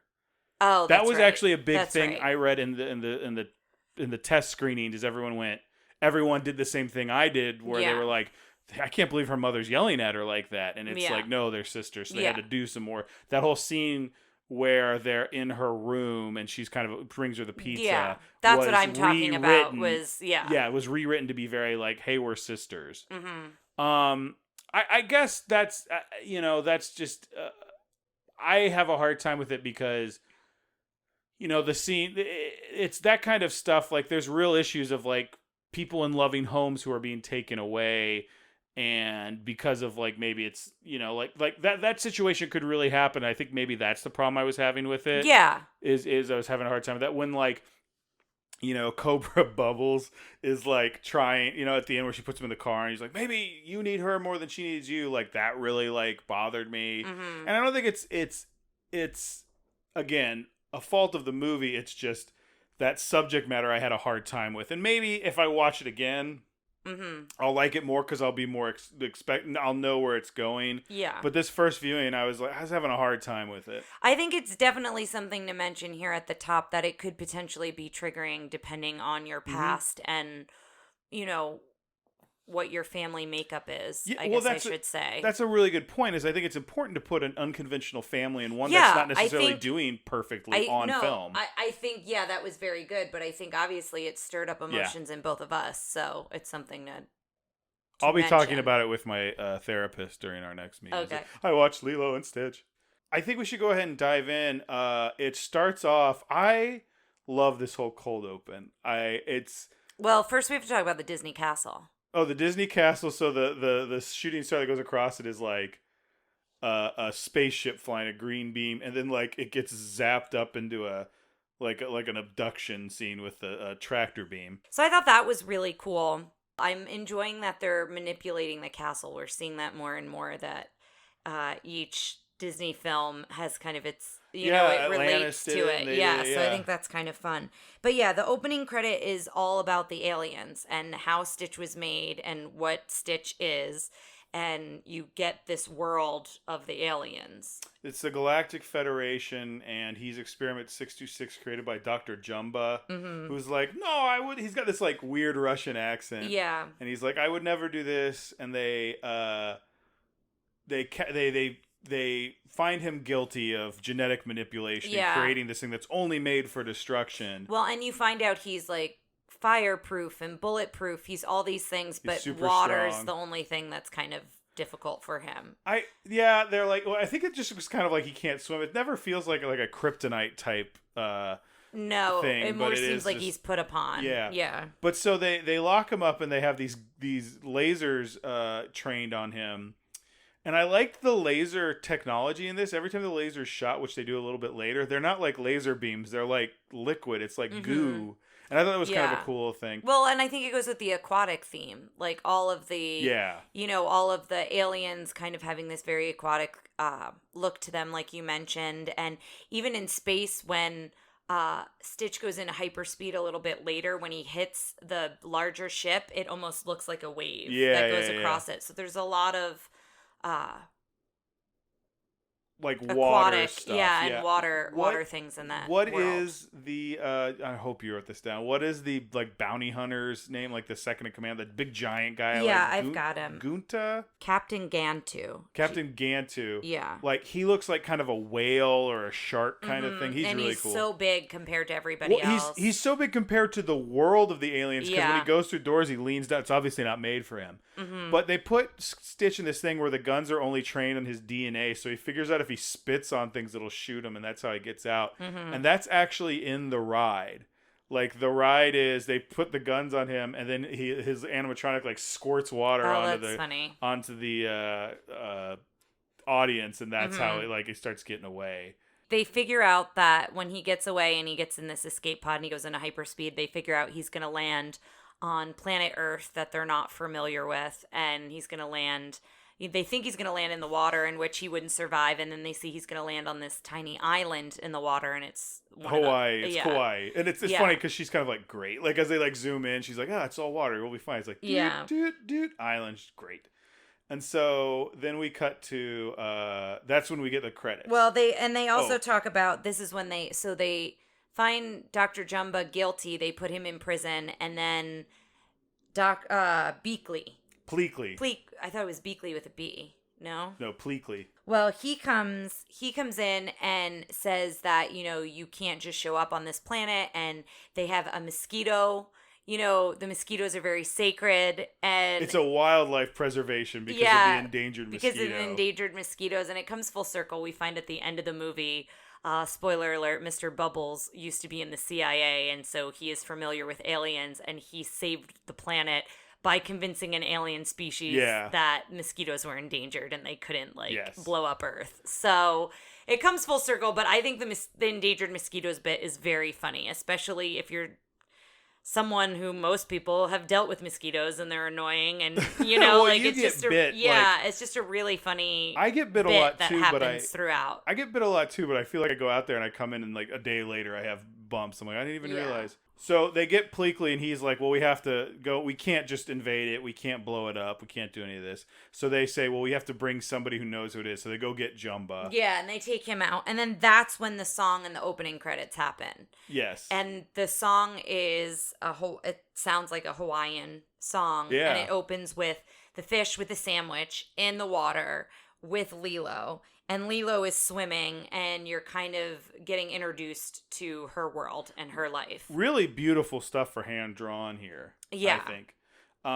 There's also like a hula class going on in the background. And then like they keep intercutting between them. And then there's obviously a spot in the class that's not being filled in. And then it shows her kind of running in. Yeah, you realize she's late, and she comes in, and she's dripping water everywhere as she's dancing. And it winds up the dancers slip and fall, and you've got young kids dancing with the older women teaching hula. So it looks like they're being taught, or they're doing kind of like a joint performance that they're practicing. And then Lilo explains why she was late to the teacher. And it's sandwich day. Yeah, and she goes into this whole thing that she feeds peanut butter sandwiches to, I didn't write down. Mr. Pudge? Yeah, I think that's the fish's name. And that they didn't have any peanut butter, they only had tuna fish. And I love Lilo's personality here. And she's like, and I couldn't feed him tuna. You know why? Because tuna's a fish. And so she goes into this whole thing, and she says, he controls the weather. That's why she feeds him sandwiches. So it's clear she's got a very like overactive imagination. Yes. So that's very clear from moment one. And you can tell she's imaginative, she's creative, she's a loner. And the little girl that Ryan mentioned she attacks, the little girl calls her crazy and starts calling her names. And Lilo jumps on her and punches her and bites her. So she then has to wait outside to the end of class and has to wait for her sister to come pick her up. I weirdly thought that kid was related to the woman at the kennel because they like look the same. Really? They both have glasses and kind of like curly hair. Yeah. But you find out at this point, I wrote loner because at this point you find out like none of the kids really like her because she's eccentric. She's not like them. She's got this overactive imagination. All the girls are going to go play dolls and they hide their dolls. They have like Barbies and they hide them. And Lilo shows like the doll she made and it's got the head's too big, but she's come up with this story about why the head's too big. It looks like one of the voodoo dolls from Dr. Facilier's like it looks like one of the friends from the other side. We'll see when we get there, but it's so weird. I think that's also kind of like shows that like they don't have a lot of money. Yeah. And she's like, they're like, where's your doll? And I think, there's a little bit of a class structure there. It's also interesting that the kind of the bratty kids seem to have lighter colored skin. Like some of them looked like they were like, just white people, which I don't actually know, like, the makeup of I don't want to say like, oh, they must be Caucasians when maybe they're not, maybe they just seem that, but it's like, it also kind of seemed to me like there's a statement there about like mainlanders like invading the island in some way, like, you know what I'm saying? Yeah. But she goes back to her place and like listens to Elvis records and just lays on the ground. She doesn't wait for her sister, and so that's the other thing you find out about Lilo. She's very headstrong, and if she's going to do something, she goes and does it. So she doesn't wait for her sister. She goes home, and you hear "Heartbreak Hotel," and she is very overdramatic, over the top.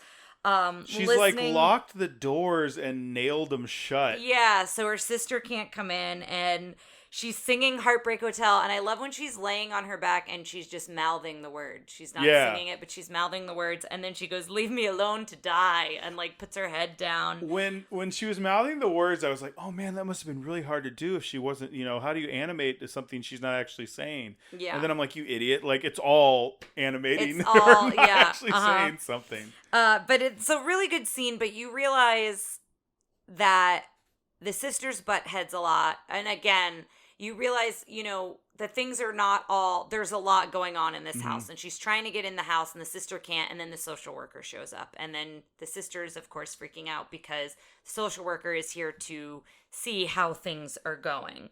And when she finally gets in, she gets in through like a window and you hear her like breaking things and you realize she left a pot on. And so food is burning. The kitchen's a mess.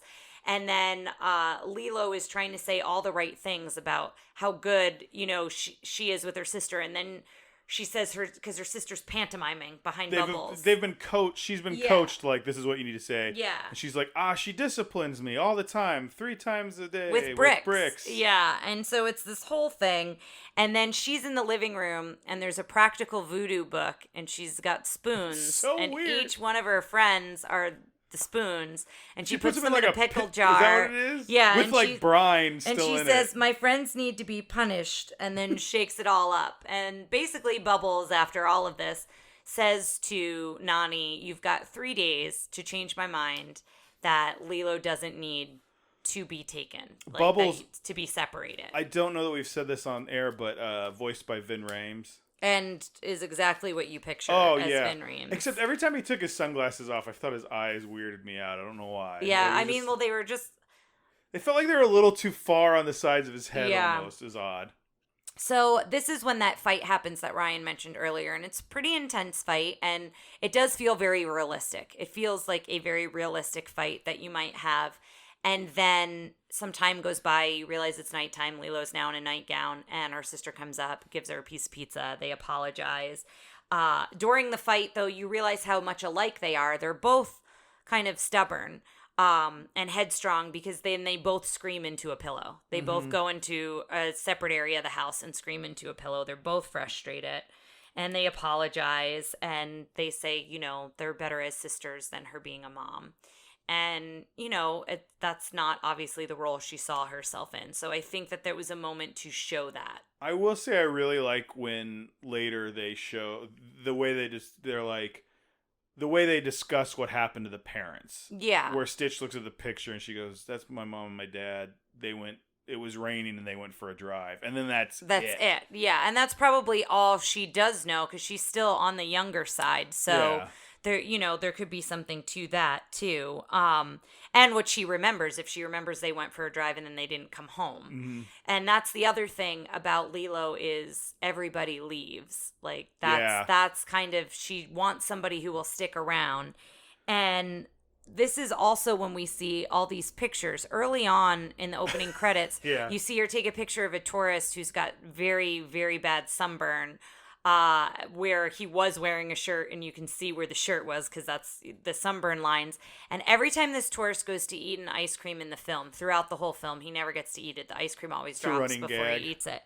But you notice that she takes pictures of all the tourists, and she says to her sister, aren't they beautiful? And it's all these like zoomed in like pictures of people's arms and like people sunbathing on the beach and things like that. It's all like chubby tourists. Yeah.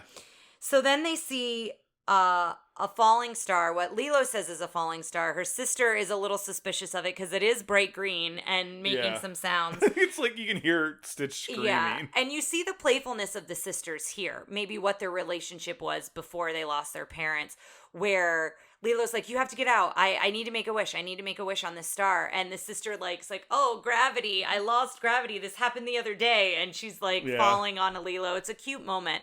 But then she listens to what Lilo wishes for, and she wishes to have a friend who will always be there for her, and that's kind of the wish she makes. And she's like, send me an angel, and then it hard cuts to like this shadowy version of Stitch with in like green smoke, and he's like and he jumps out and runs away. So he winds up getting run over. There's this bit with him and a frog, and then that frog like plays into it later on. Yeah. But he winds up getting run over and kind of getting stuck in the gears, and he gets into the pound. And the next shot you see is all the dogs cowering in the corner. You loved the dogs being afraid of him. Every time they showed it, was really funny because you never see him. You never see him do anything to the dogs that would make them afraid. Yeah. The dogs just have sensed that this is something that they should be afraid of. So I think that's why I liked it a lot. But the next day, they go to adopt a dog. So this is Nanny's way of trying to give Lilo a friend, to have a companion. I think it's Nani. I might have said Nani. Yeah, I think you're right. Nanny sounds like I think it is her Nani. nanny. So she goes in to look for the dogs, and there's no animals, and you realize they're all on top of the cages. They're all up high because they're afraid of Stitch because he's trying to escape. Well, like first he kind of escapes, and so he skitters around on the ceiling, which I love anytime he skitters. Is just like the animation there is like really cool. Mm-hmm. But he goes outside and he gets blasted at by I can already forget their names. By Jamba and Pleakley. Is that his name? Not Jamba. Jamba Juice. Anyway, the Jumba, Jumba, Jumba and Pleakley, and so he goes in and he realizes I can use Lilo, like if Lilo's with me, they can't attack like a human. Like I'll use her. He essentially uses her as a human shield. So he like sucks two of his arms in, 6 arms. He looks at the adoption poster that sees a little girl hugging a dog, and he's like, "Oh, I have to look like a dog, and then I have to be really sweet to her so she'll take me." But I love that like he can morph, but like he can't like just so he looks like an ugly dog. Well, and if not you so he looks notice like a his dog. shadow later on in the house when he's going down to the fridge to get something, his shadow is still 6 arms, but when they show him, he's got 4. Yes. When the sister sees him, so I thought that was kind of a fun bit. But everyone who sees him as a dog is just like, are you sure that's a dog? That's the ugliest dog I've ever seen. Like all this stuff. Yeah. But of course, the ugliest dog in the whole thing, Lilo immediately wants him. Yes, yeah, because he's a misfit and he doesn't fit in. And the funny part too is the woman at the kennel who like is so scared when she sees Lilo moving around, or when she sees Stitch moving around, because she's like, "We thought he was dead. I guess he's not. Please take any other dog but him. We don't even know if he's a dog." So it's a whole funny bit. But then she's walking around with Stitch. She tries to apologize to the friend that she attacked the day before, and they're mean to her again here. And then Stitch steals the 3-wheeler. Right. And that throws she's Lilo on the back, and they go, because I think he's looking for a way to get off the island. Yeah, and he realizes, because we realize that he's made for destruction, and Jumba says at one point he'll look for the biggest city he can find, and, he'll cause mass destruction, and everywhere they go, there's water. He goes, like, from one point of the island to the other, and then Lilo makes a comment that's like, "Isn't it nice we don't live in a big city?" And so then... I think she's, like, flat out, like, an island with no city at all. Yeah. So, she's trying to...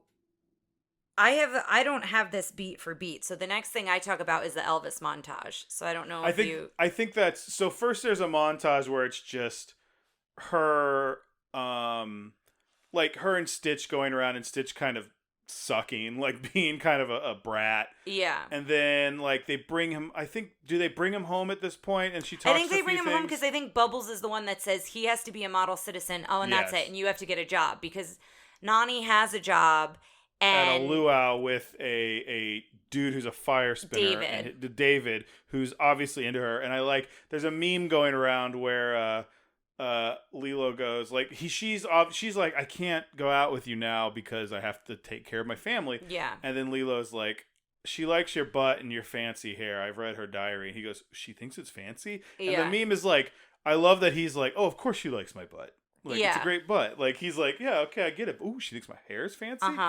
And so she loses her job there because, I think Pleakley and Jumba are trying to attack. And they disguise themselves as tourists, and their outfits are great. I love really, the really underlying thing that, like, Pleakley is, like, opening up his feminine side or becoming more, or, like, discovering really likes the dressing wig as later a woman. on, but they both enjoy wearing the wig. Yeah, he's like, "Give it to me." Try He's it like, on. I'm pretty. I just like that they're both into wearing the wig. Yeah, but it's a whole thing, and again, it's Stitch is why she loses the job. So then the next day is her going around getting the job.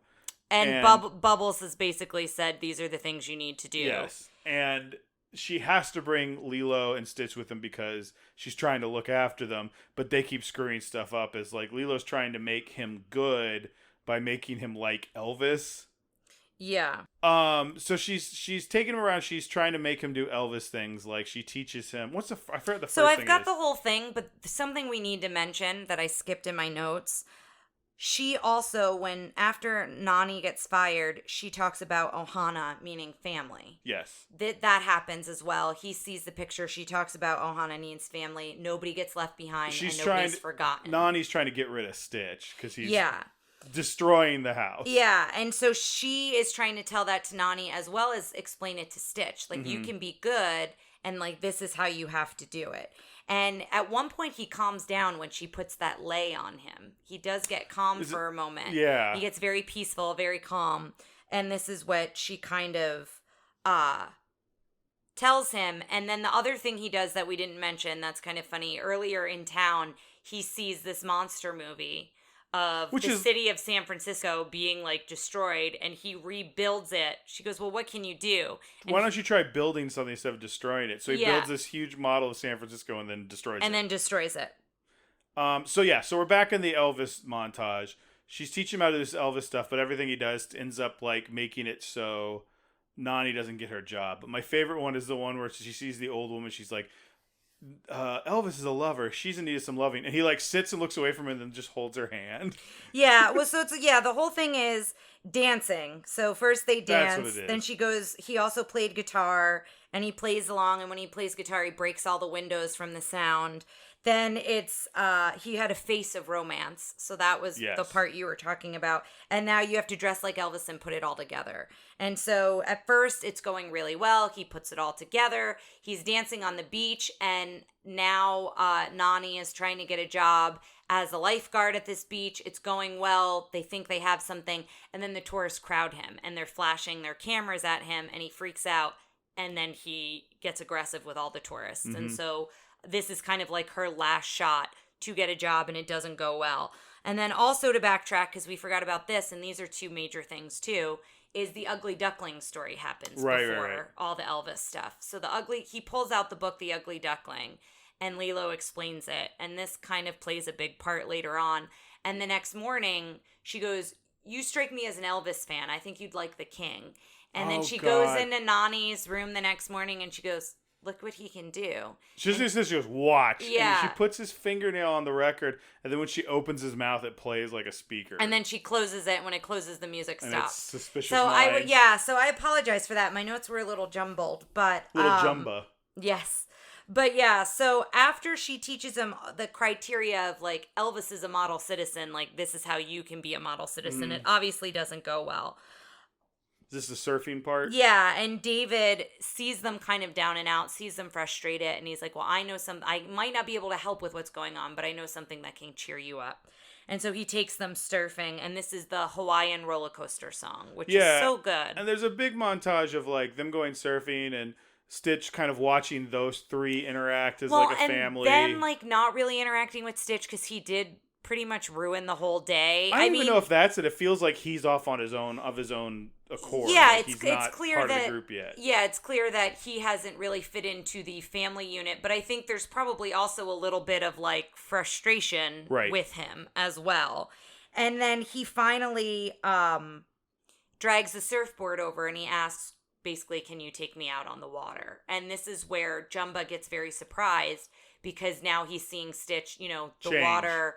He could drown, all of these things. Like, why would he want to go back out into the water? And he wants to because they're all enjoying it and he wants to be with them. I think it's his first view of Stitch being capable of change. Yeah. And what winds up happening is Stitch falls in the water, can't swim, freaks out, holds on to Lilo, which drags them both down. Because Jumba's underwater trying to get Stitch. And so it's this whole thing. So they think Stitch drug her under the water. They come out, Lilo's okay, Stitch is unconscious, and then Bubbles, of course, shows up. Yes.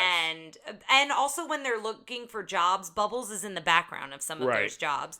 So he's been following them all day. And so she tries to explain it, and he's basically like, I'm coming back, right? Isn't this This is where he's like, I'm coming tomorrow back in the morning, to take her. And so Lilo doesn't interesting. really know what that means. I don't think child services will be like, you have 12 hours. I think they just take your child. Like, I don't think they give you a chance because that feels like a time for like a flight risk or something, right? But she tries to tell her, and of course it's a really hard conversation to have, and so she doesn't really have it.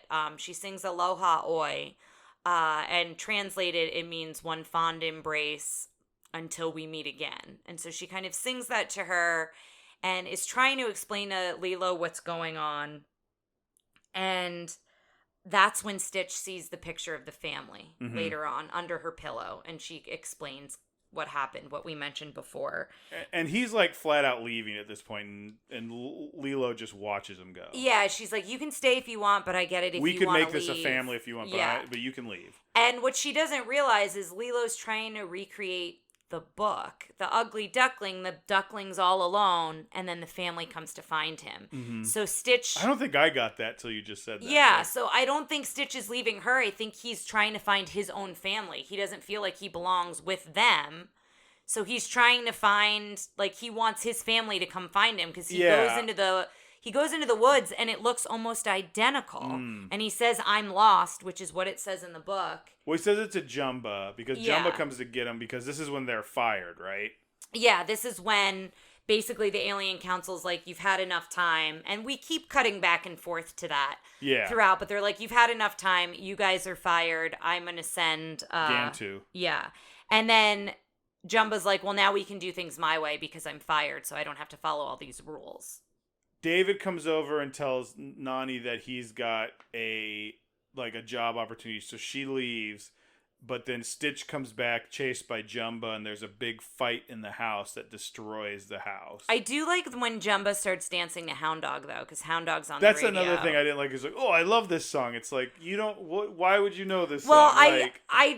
I took it as he was enjoying it and like, I love this song, as in this is the first time I'm hearing it, like, wow, this is a great song. Oh, not like I love every time I hear this song. It's like, hey, I'm enjoying this song. That's how I took it, because then he starts dancing. I don't know if that's true, but that's how I took it. This is the stuff where I was just kind of like, all right, Jumba. Yeah, but basically that, like, all right, Jumba. Like you said, the house is destroyed. It gets blown up. And, she winds up running away. She's mad at Stitch. He's ruined everything. Cobra shows up at this point to take her, and then she runs off. But this is when also Stitch reveals he's an alien. So she realizes he's with these aliens. She also tells Cobra this whole story. Basically how Cobra shows up is she calls Cobra. But she always tells, because she's like, there's aliens in my house and they're destroying it. He's like, okay, here we go. Because he gave her a card and was like, if you're ever left home alone again, call me. That was after the first visit. More believing of hers if he was with the CIA at Roswell when she calls I don't think he didn't believe her, but that's how the movie makes you feel until you realize that he knows aliens exist. But yeah. He's definitely dressed like an MIB. Yeah. And so Gantu winds up catching them both. So this is when Bubbles puts her in the car, says what you said earlier, to Nani, maybe you need her more than she needs you. She hears that, she runs away, and that's when Gantu comes and captures both Stitch and Lilo together. But Stitch gets loose and he flies off with Lilo, and he doesn't know he just has Lilo. Yeah.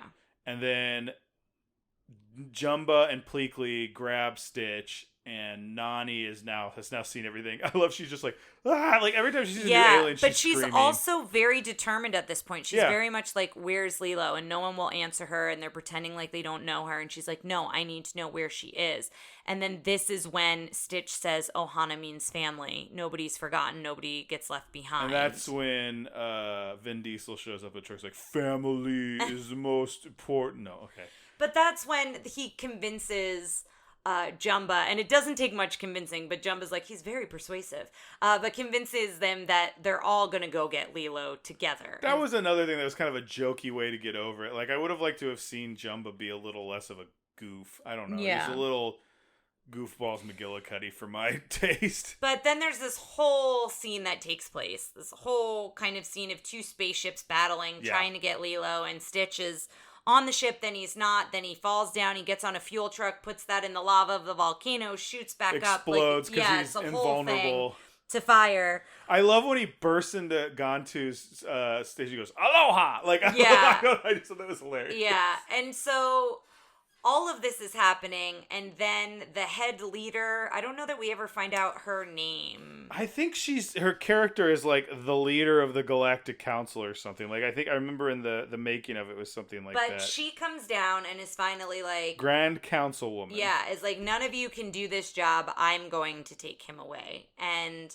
Stitch says to her at this point, she says, well, because back at the beginning, she's like, give us a sign that you're more than you're good, or you're like sentient or something. Yeah. And so this time he's like, can I talk to my family? Like can I say goodbye? And this is my family. I found them while I was here. Yeah. They're broken, but they're still good. They're still good. Yeah. Mm-hmm. And then she's like, that's when she's like, well, we can't break our laws. We have to take them. And then Bubbles is like, show them that you have his that adoption papers. Yeah, that you're his owner because aliens are sticklers for rules. And this is when I was like, is he a Men in Black? Like, is that what we're going to find out? And that was it. She's like, you look familiar. And he's like, Roswell, 1973. Yeah, and so he was former CIA, and this is when we find out about him convincing the alien race that mosquitoes were an endangered species. Yes. So they exile, quote unquote, Stitch but they say you have to live out exile in Earth, and these people are these humans are protected by the council, and they'll check in on them every once in a while. And then they just kind of leave Jumba and Pleakley there. I know. And Pleakley's got a life. He calls his mom at one point, like yeah, but at the same time, the montage at the end, they're very much part of the family unit. Like they're watching TV with them, and they're Christmas at holidays. Day. Yeah, he's dressed as Santa. Yeah. But we see the family through the seasons, and you see they very much become this family unit, and you see that Stitch is like making sandwiches and doing the laundry and things like that in the house. I love when he puts her bra on his head and puts on a towel and just runs around like it's... There's a whole bunch of just funny little sequences that I feel like they went, we want this to happen. I don't know where it fits into the story. And I think it fits in well at the end. It's really fun to watch the whole ending credits sequence, and I think you get the idea that they've really created their chosen family, essentially, out of this. Well, this created, like, a big world. Like, this had a sequel, and this had a whole series where it was, like, they went and found the other 625 experiments, and they were all kind of, like, it was, they would go find them and then rehabilitate them, and stuff like that. Well, and the other thing I like, too, is one of the last pictures you see is they go to Graceland. Yes, you really got a kick out of that. Yeah.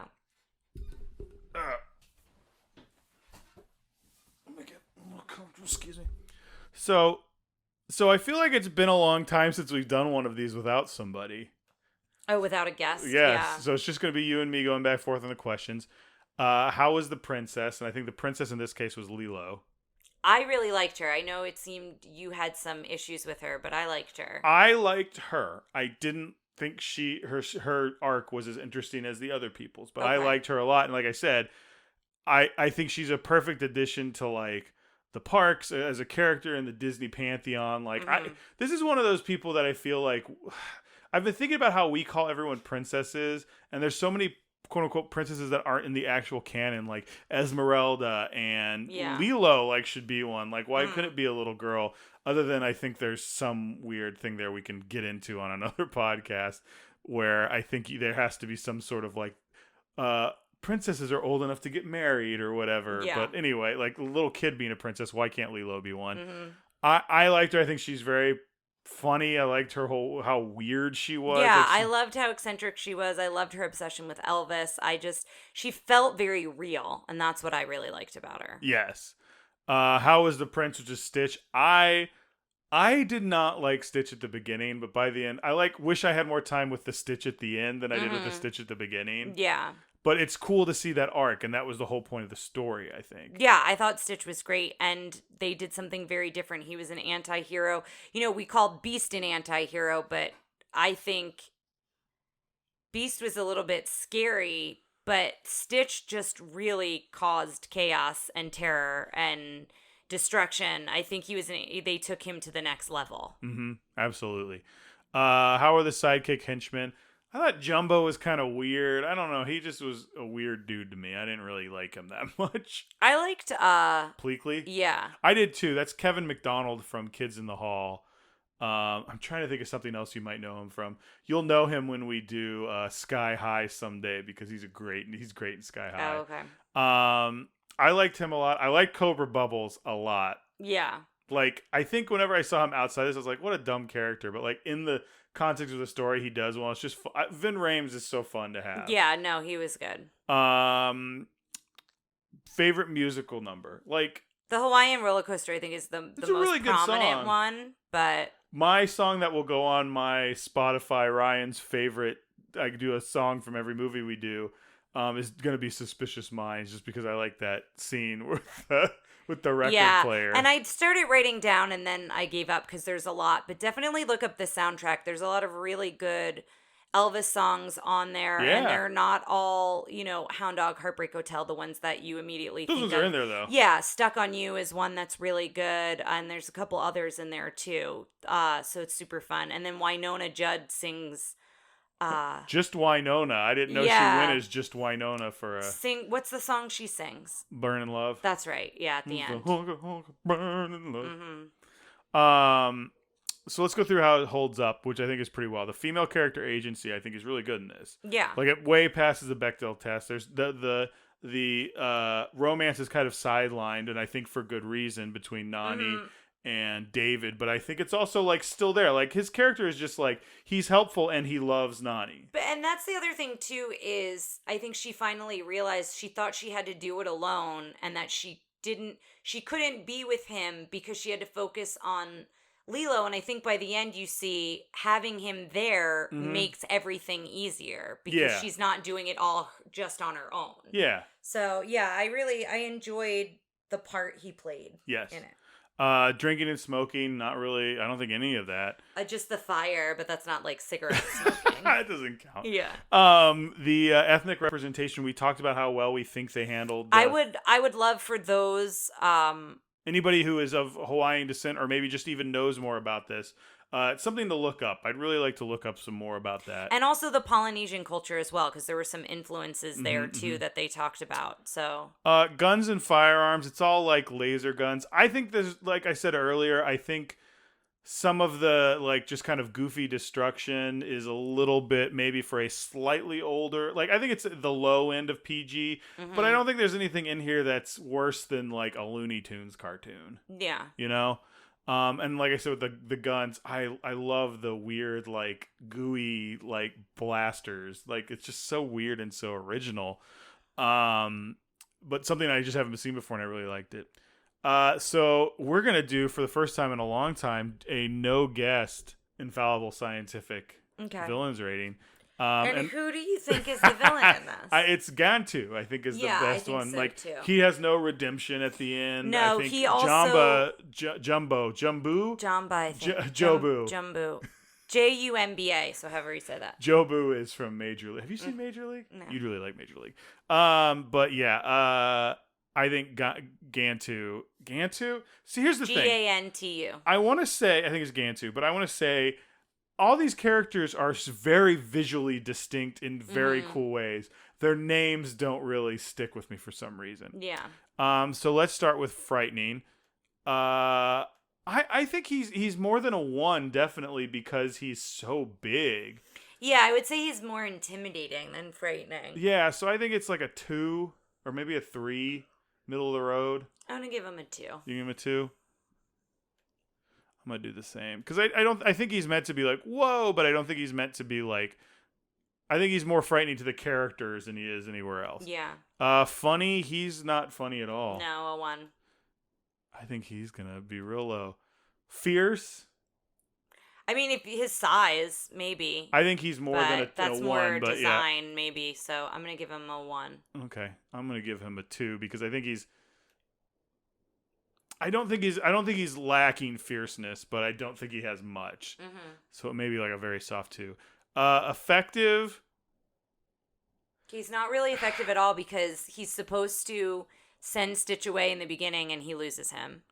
So he loses him in the beginning. Keeps screwing up. He gets Stitch for a little while, but not he doesn't know he's gone. Like, he thinks him. He's got Stitch. He's about to call the commander, the lead councilwoman, to basically brag and be like, "Get ready, I have him." And then he sees him on the other spaceship. I think he gets him for a little bit, so I think what I'm arguing is a 2 versus a 1. That's literally it. Yeah, I think I'll give him the 2 because he gets him, but it's a soft 2. Same. Design, I think, is where he's going to be the strongest because I thought he was really cool. Yeah, I'm going to give him... I don't think he's super... What are you going to give him? I think I'm going to give him a 3 on design. That's what I was going to give him. But I agree with you that he's very different from the rest of the aliens. I mean, all the aliens are designed in their own way. The councilwoman is tall and skinny. Jumba is very round. Pleakley, I keep wanting to say it with a B.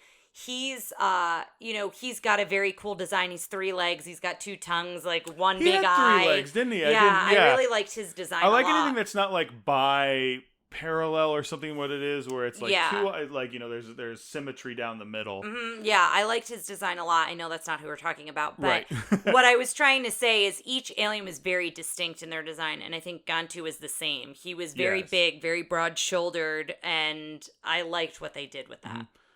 Go Away Heat and Yes Factor. What did you give him? I gave him the same. Oh, okay. Go Away Heat and Yes Factor are both ones for me. Me too. Like I because we came into this going, who's the villain? Yeah, and I was reading about it, and I remembered the doctor, but I didn't really think he was the villain. So yeah, I couldn't really put my finger on who the villain was for this one. He is down there, folks. Now, what I will say is, in the villain book, Jumba is listed in the book, not Gantu. But I would agree that I don't think. I don't know. Yeah. He is very, very low. In fact, he is our second to worst villain. Oh, wow. At 11.5. What is he above? He is above Aconcagua and below Dr. Terminus. That's funny. I gotta say, I think he's better than Dr. Terminus. Dr. Terminus may have beat him on fierceness, though. But this is scientific. There's absolutely no fault in this. It's how it is.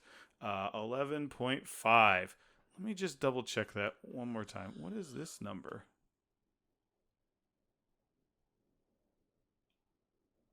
Are these just stray numbers? That's weird. Yeah, weird. There's like just a 21.7 out there in the middle of nowhere, and I was like, what's that for? Okay.